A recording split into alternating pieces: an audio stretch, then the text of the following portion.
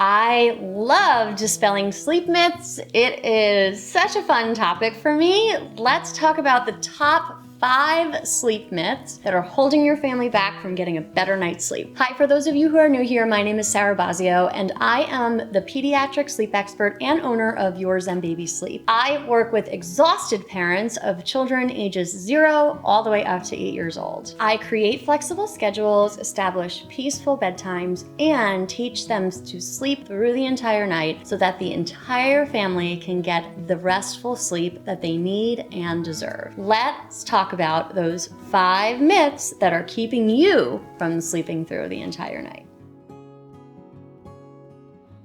Myth number 1, never wake a sleeping baby. Oh gosh, this one is so false in some circumstances. So, especially in the newborn days and really a lot of the times through the first 12 months of life, I do want you to wake a sleeping baby. If you are nursing, it is so important in the daytime hours to wake a sleeping baby, and if your pediatrician is recommending overnight, critically during the first 2 weeks of life, because you need to establish your milk supply. So milk is created based on supply and demand, and the more that the baby is nursing, the more that it will be sending signals to your body to produce milk, even beyond 2 weeks. And even for both breastfed, bottle-fed, formula-fed babies, I want to make sure that we are really establishing nice and full feeds during the daytime. And we do this by making sure we are waking them after about 2 to 3 hours, again, depending on what their milk source is. So during the day, in the very beginning of life, they are going to be super sleepy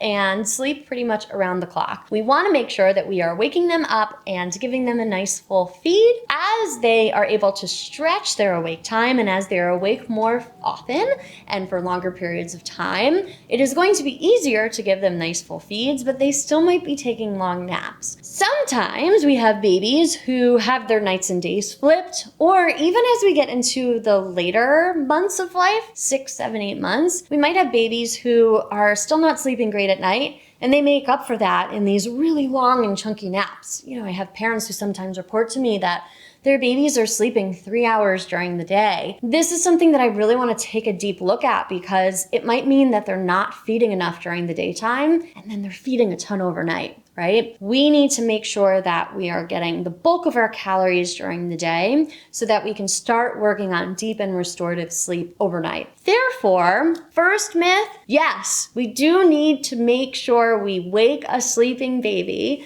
This myth is totally debunked. I want to make sure that we are keeping them on some type of a routine or schedule, keeping calories in the daytime as we are reducing those night feeds. The second myth is later bedtime equals later wake up. I can't even tell you how many boomer grandparents I have heard give this advice. Well, you know, your baby's waking up at 5:30 in the morning, just put them to bed at 10 p.m. and they'll sleep until 10 a.m. This is so far from the truth. I could not even tell you. So the reason why a later bedtime equals a later wake up does not work is because the bulk of our deep restorative sleep and the bulk of our melatonin in the ages of 0 to 7 is produced in the early evening hours from about 7 p.m. until about 12 a.m. So the later that we push the bedtime, that actually takes away from restorative sleep quality. It takes away from the amount of melatonin that we are going to be taking advantage of, and it increases the amount of cortisol that'll be running in our body when we are actually asleep. More cortisol in our body at bedtime equals more cortisol in our body in the morning, which directly correlates to early morning wakings. So if you want your baby to wake up early, the way to do that is by putting them to bed late. The way to solve an early morning waking most of the time is to actually shift your bedtime earlier. So if you have a chronic 5:30 waker, most of the time your bedtime might be around 8 p.m., 8:30. I want you to shift that back to 7.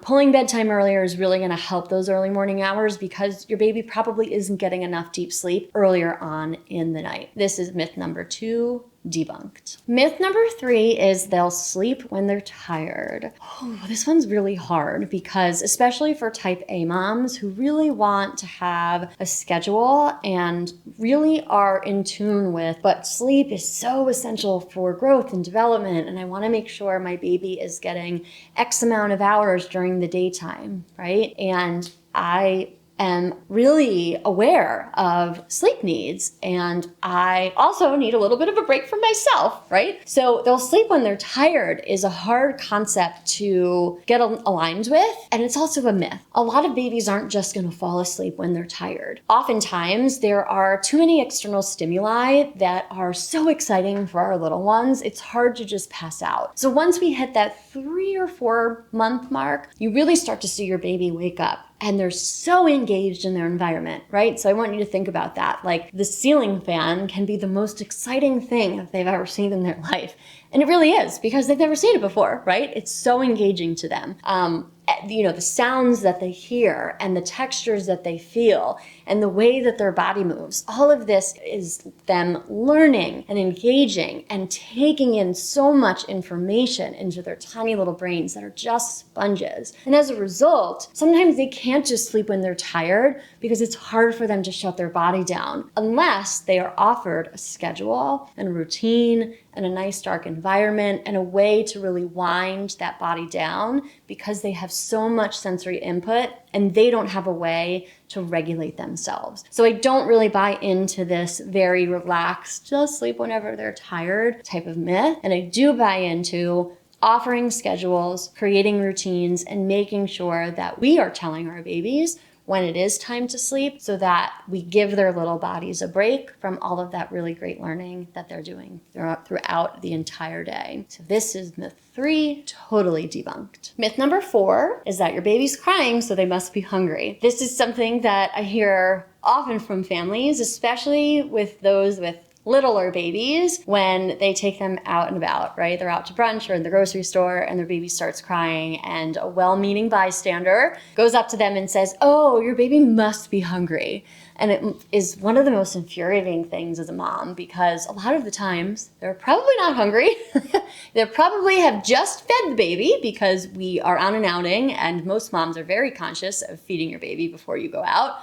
And it does not mean that they are always hungry. I think it's important to keep that in mind though, as we look at sleep as it is related to crying, right? So your baby could be waking up in the middle of the night crying, but it is not always because they are hungry. Or your baby might be crying during the daytime. This might not always be related to hunger.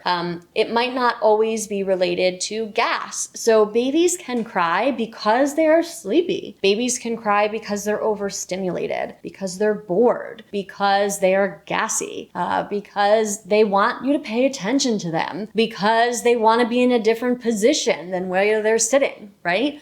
There could be a plethora of reasons because crying is the only way that they can communicate. So it does not necessarily mean that there is always something wrong or that they are always hungry. And we need to really start to pay attention to what is going on in our day and what is happening right before the crying to understand how to solve the crying and not always run right to they're hungry or they have a dirty diaper. This is really going to help meet our baby's needs in the best way possible. So myth number 4 is debunked. The last myth that is ruining your child's sleep is drowsy but awake. Oh, I wish that I could take this off of the face of the earth because it is so subjective. I'm not really sure if it ever really works. I have yet to have one person say that drowsy but awake is successful for them. So the idea is that you put your child down when they're drowsy but still awake, and then they peacefully drift off into this really nice slumber and they sleep through the night. What it means is that they are kind of working on their independent sleep habits because they're not totally asleep when you put them down,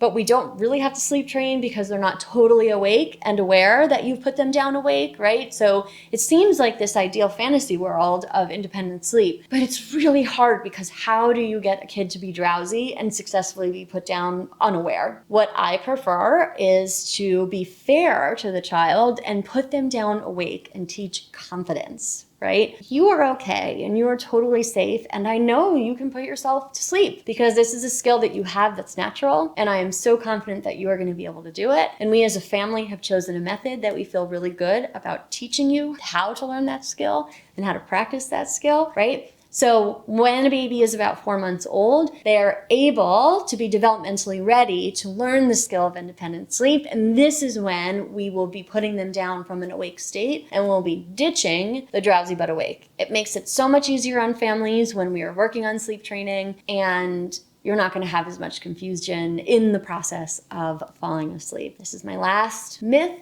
debunked. Throw drowsy but awake completely out the window. I hope that reframing all of these myths have really helped you and you have been able to take away some action steps to change your family's sleep. I love being able to interact with all of you, and if you have any questions, please head down to the comments section and leave them for me. I am the person who answers them for you.